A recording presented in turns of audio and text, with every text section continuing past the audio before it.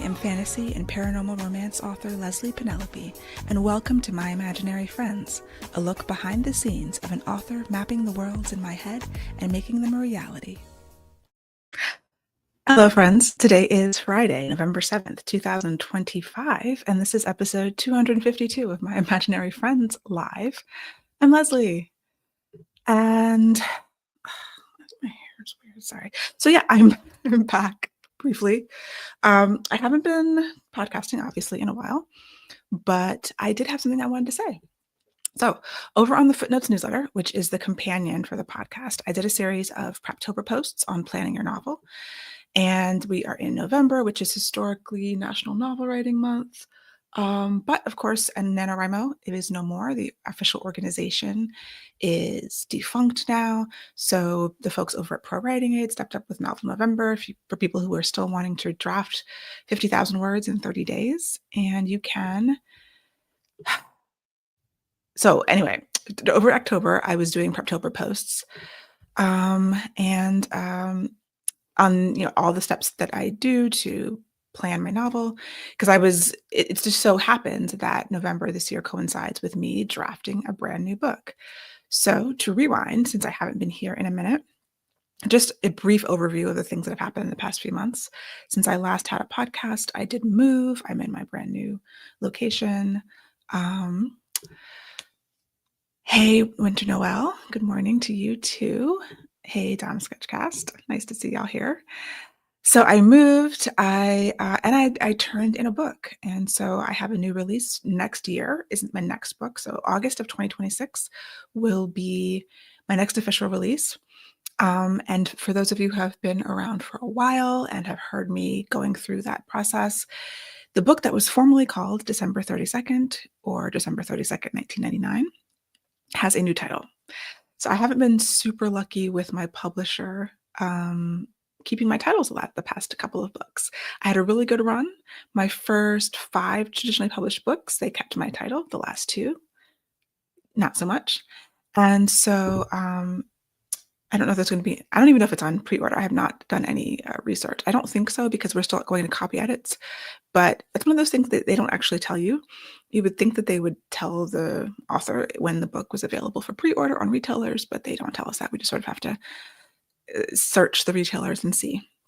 But the new title for my book, which is my Y2K contemporary romance 1999, not contemporary romance, I'm sorry, my Y2K contemporary fantasy that takes place in 1999, is now called The Inevitable Undoing of Zahara Douglas. I have seen drafts of the cover, which is very cool. We're still going back and forth on cover things, and that's been, it's always an interesting process to work with other people to have the vision come to life. So what I wanted to talk about today, and what's actually this week's best thing, is I have been working on a new project. So even though the thing that I've been working on for the past, a year and a half, now it's going to copy edits, it's out of my hands until I actually get the edits, comes out next August, I'm on to the next book. I kind of like to keep that inertia, an object in motion stays in motion, an object at rest stays at rest. So while I do take breaks, I also like to just keep working so that I don't fall apart.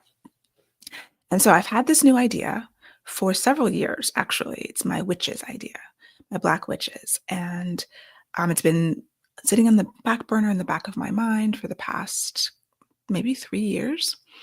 And I haven't had the time and energy to focus on it while I was doing other projects, but now is the time.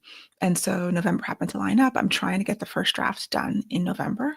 But the plot twist is that I'm writing the first draft of this story as a script. And so for those who don't know, my background was in, I have a degree in film production. My undergraduate degree from Howard is in film production. I did script writing there. I did editing. I was a video editor for a while. And then I never wanted to go to like Hollywood and try to do that thing. I briefly considered going to New York and trying to work in film there. But then I got into multimedia and I got a master's in multimedia. But I have experienced writing scripts. I co-directed a documentary. that is, I don't think it's available anywhere. We're going to put it on YouTube. I'm not sure if that ever happened. Anyway, my brother is an actor, and so I was working on his debut short film. He's been an actor for the past 20 something years. He directed his first short film last year, and I went out to go help him. And I met his producers, and we were talking about ideas. And so all of this is the background for why I wanted to write this as a script, my next draft. So to go over my process a little bit, I'm a plotter. I plan everything. What my usual process is going through the world building, character development, plot development. I have an outline. And then before I start writing, I take my outline, which is basically just bullet points, and I write a full synopsis. I write each bullet point of the outline as like a paragraph, and I end up with a synopsis that's usually between 11 to 20 pages, depending on the length of the book. And then from that synopsis, if each paragraph is like a scene or a chapter, that's my map for what I'm writing. And so usually that takes me through the first half of the book, and then I have to replot, rework things out, go back to the synopsis and the outline, work it again, and then I'm able to write the second half of the book. It's been the basic process for the past, I don't know, however many books. It's just where I've come to. And so when I got the idea to write this first draft as a script, I wasn't sure how it was going to work. I had to kind of refresh myself on how, I knew script formatting. Scrivener, which is the program that I write in, will actually do scripts.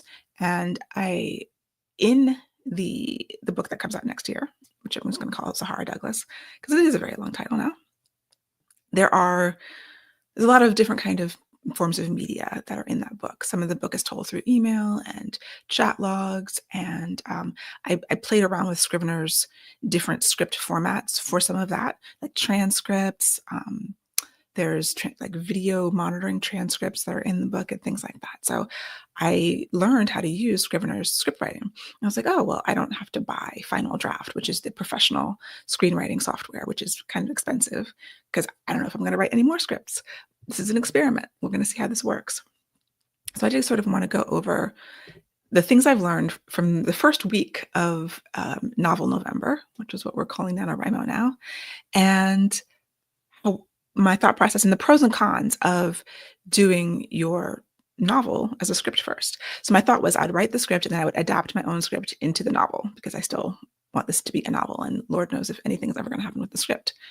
So one of my very best friends in the world, Ines Johnson, who some of you may know, she writes under many pen names in many genres. We went to Howard together. She was a TV major. I was a film major. If you listen to our podcast, Ink and Magic, we talk about that. And she was also a professor of screenwriting and television production. So she was like, oh, you're going to write the script. This is a book that I used to teach in my college courses. So she told me to get this book, How to Write a Movie in 21 Days by Vicki King. So I ordered that. I also have a lot of other books on screenplays. I've got Sid Field's screenplay. I've got the original Save the Cat. But I took her advice. I got this book. And it's actually really helpful. And what's more, it actually kind of breaks down the process that I've always used for novels. It's like almost the same process. So me and Vicki King, I don't know who she is. I hadn't heard of her before. Apparently she's a well-known in Hollywood and internationally as an advisor to luminaries in the entertainment industry, according to her bio. Our brains apparently work very similarly. So this book has been great for me. And it's short, it's thin, it's a very cool overview. But at the end of the day, I don't know if this 21 days thing is going to happen. That's not actually probably going to work for me. But her method co-aligns, is that actually a word? With my method. So basically, okay, I believe in fast first drafts, in writing the first draft of your novel or your short story or whatever as quickly as possible. And that's what NaNoWriMo traditionally has been great for. You just write, you're not editing, you're in your writer brain. If you want to get finished with 50,000 words in 30 days, you can't edit. And when I stopped trying to edit and really embraced that's the zero draft or the shitty first draft concept, that's when I started winning NaNoWriMo and finishing actual 50,000 words in 30 days. And so if you're not familiar with script format, scripts are a lot shorter than novels. You really only get action lines and dialogue. There's sometimes a few parentheticals which you can use to describe how dialogue is said, but there's no exposition, there's no inner thought. You can do voiceovers, but voiceovers can be tricky. And if you're leaning on voiceovers, that's really kind of considered a faux pas in terms of screenwriting. So I decided I was going to do this method. I started reading this book. As you can see, I'm not even done with it. I'm on day, I don't know what day I'm on because I've been slow. I've been slower than her process. But we're on day 7 as I'm recording this of Novel November. And I am on page 47 out of 120 of the screenplay. So we're going to go to pros and cons of writing your novel as a screenplay first. For me, the first pro is that I can skip over the synopsis stage because the script is serving as my synopsis and my first draft. So like I said, I usually go from outline to synopsis to first draft. Now I'm going straight from outline, combining synopsis and first draft into the script. Because writing a script, when you're trying to make everything visual, you really have to, you obviously have to know what happens, and you have to be able to describe it in visual language. So when I'm usually writing, I'm the type of writer who sees each scene play out like a movie in my head, and I'm trying to write that down. And so for me, getting from the outline to the synopsis is about visualizing that kind of in a shorthand, and then I learn more about it when I do the full first draft. So my first drafts are usually missing a lot of character names. I'm not describing locations. There's not a lot of description in there anyway, which is why I thought doing the script kind of would make sense for me. But doing this process is really like brought that down to its essence, so you get the scene header, which is interior or exterior, the location, and the time of day. Sometimes I don't think about that when I'm writing. And then you have an action line, which could be whatever description you need to set it up, and then there's dialogue. And that's all the script is. And for me, going from my outline straight to this process has really helped me get very clear on the plot, get clear on the locations, clear on the characters. It's actually been a lot of fun. Hey, Margaret, it's good to see you too. So another pro is there's no info dump in a script. You do not have any exposition really, so you can't info dump. So since I am still writing fantasy, you have to figure out how you're going to get the information across, the world building across, and also character emotions and things like that. It is a lot harder. So in the cons, some of these pros can be thought of as cons. There's like two sides to the coin. Hey, Lisa, good to see you too. So in terms of there's no info dump, it's a good exercise to work on figuring out the world. So before I start writing at all, I'm doing world building, and then I'm discovering more about the world as I'm writing this first draft. People are always asking, because I teach workshops and courses on world building, like how do we avoid info dump? And writing your novel as a script first, figuring out those things in dialogue and in action, figuring out these world details is a great way, I think, to avoid info dump in the final novel when I adapt it. And also structure. So screenplays are very structured, and traditionally, I mean, obviously anyone can break the rules. Once you learn the rules, you break them. But if you're looking at any sort of screenwriting guidebook or even post, Save the Cat, which I use for my novels and have for many years, comes from screenwriting. So to the point where 120 pages, this happens on page 60, this happens on page 30, this happens on page 45. And it can be, the first thing you might think of, oh, that's really limiting. But I like to have boundaries. And so, yeah, it can be limiting. It is. I already know that there's more scenes I'm going to add when I turn the script into a novel. But trying to actually conform to the structure allows me to see where there's actually some dead weight. There were things in my outline that already I cut because I'm like, oh no, I don't actually need that extra scene. I can combine these two scenes and and get the point across, get the information across, get the character building across. So it can help you to be more concise and to get to the point, especially in genre fiction, to get to the point more quickly and to get to those turning points and those beats that people expect more quickly. So Tom Sketchcast asks, how has it been different for you in terms of visualizing the story as opposed to how you usually first draft? The actual visualization portion, it's amped up. Like I said, I usually visualize each scene. I see it happening, and then I'm sort of trying to describe what I'm seeing in my mind. And when I'm writing a novel, with the script process, it's like that, but extra because I am in a script. You don't want to give a lot of like direction. Traditionally, the screenwriter, they may or may not be the director, but when you're writing a script that you are not directing, you don't want to step on the director's toes or the actor's toes. So you're kind of you're not describing everything that happens. You're not describing every motion, every movement that the characters might be doing, because you're leaving that for the actors. And so even though I'm kind of seeing that, and since script is just for me, I put a little bit in that, but I'm also trying to be true to the process. So in terms of how is different visualizing it, I'm still seeing it happen in real time, but because I'm forced to only do action and dialogue, it helps me to make sure everything is active. In my first drafts, a lot of times the feedback I get from my editors is that the main character doesn't have as much agency as they need to, and they're not as active as they could be. And those are things I add in revision. And I think that being forced to just really be describing action and dialogue helps me make the characters more active and make sure that everything that's happening is visual, like even the magic. So this is a witch story, and they have magic, and then it's like, well, what would it look like on screen? I don't always think about that.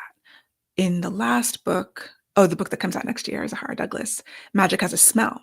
And so you do lose certain senses, although, I could have, even in a screenplay, things can have a smell. It's like you show the character sniffing and then they remark on what does that smell like, as opposed to it all being in their head. So yeah, it helps me, I think, be more visual, be more action oriented, be more active, and have a better idea of what things look like. Now, the con of that is that I'm not thinking about things like blocking. Like if you're writing a scene that has 4 or 5 characters in it, and you're trying to place your reader in that room and have them understand who's talking and what they're doing, what the movements are, that is something that is traditionally difficult to do in prose and novel writing. And so I am skipping over steps like that because I've got my 5 people in a room and I'm just doing dialogue and a couple of little actions for things that are important that they might be doing. So it's not like every time they, scratch their neck or like push their glasses up, which you might put more of that. I think you do put more of that in a novel just because it breaks up dialogue. In a script, you don't have to break up dialogue in that way. So yeah, the basic pros, to recap, are just like I'm skipping a step, or I'm combining 2 steps into one. That helps me be more visual, get a better idea of the location and actually the plot.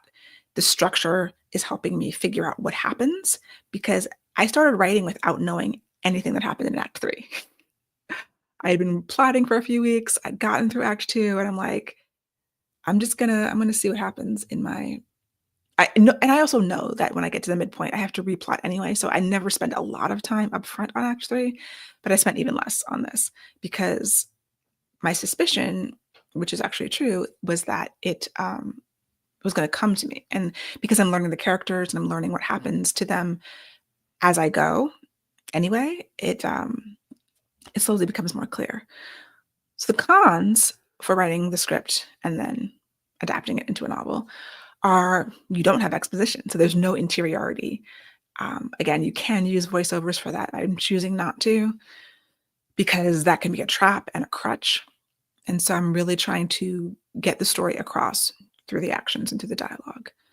And the structure actually can be a con, because trying to get, the midpoint to happen on page 60, then to have, this midpoint revelation or mirror moment, whatever you want to call it, exactly in the middle, which is sort of the goal in most structured screenplays. That's hard. And kind of every day in my writing session, I'm like, I'm supposed to hit a certain thing on page 45, especially in this method with how to write a movie in 21 days. She's very much, okay, you have things that happen. It's 35, page 30, page 45, page 60. You write it on index cards with those page numbers, and you're trying to hit those things. And I'll be like, I don't know, I'm gonna hit it. My page 45 might be on page 47.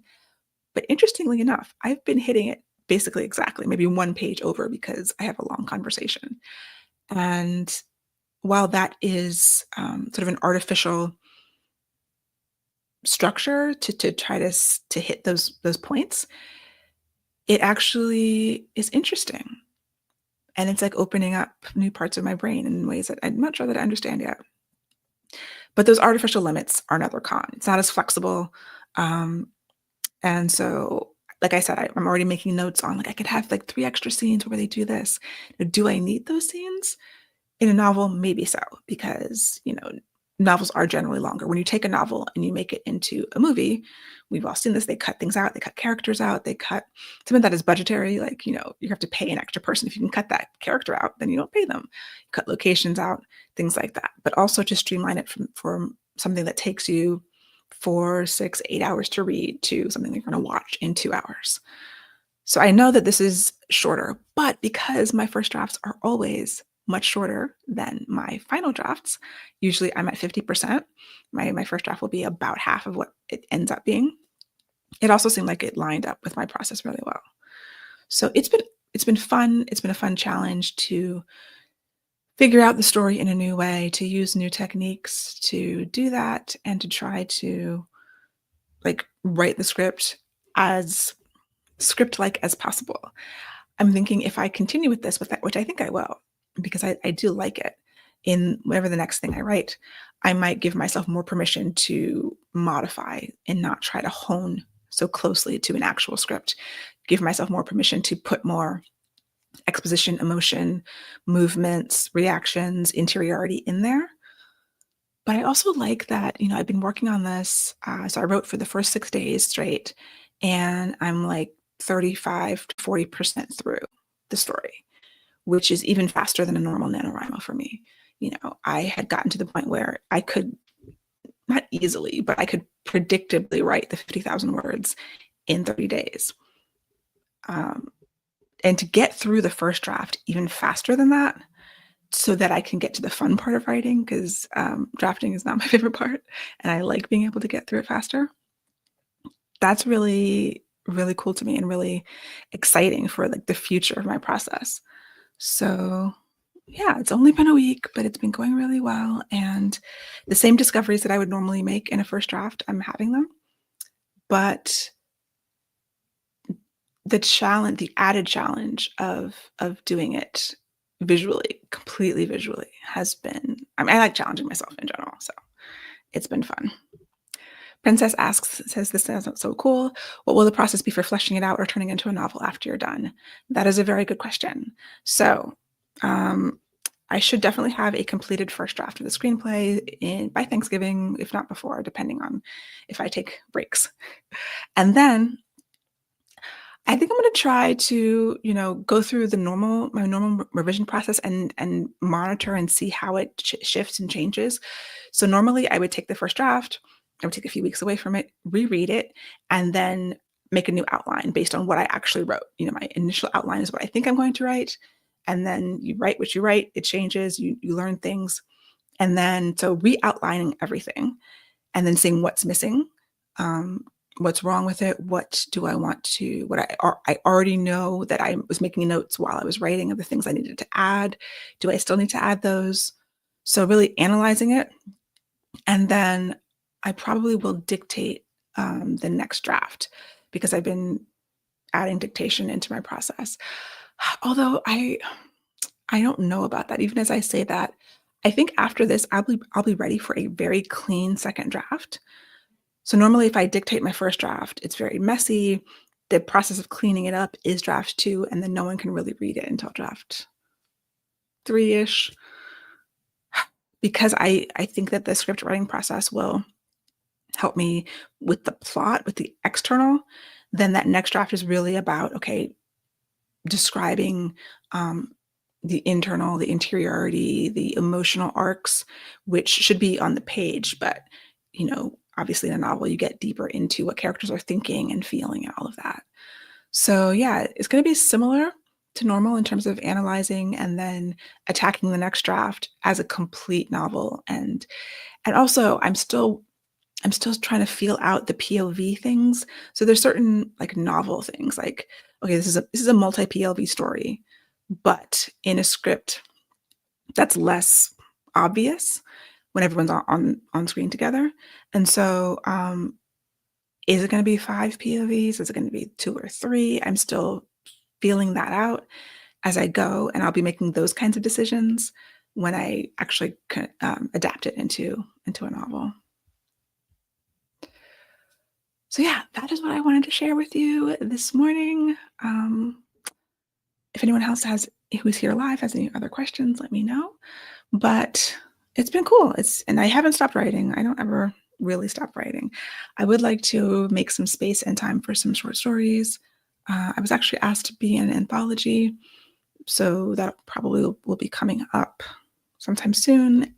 And right now, I'm not on deadline. I have not sold this book yet. I won't sell it into a publisher until after I have a good, clean draft, which is freeing also because I'm not working to any external deadlines.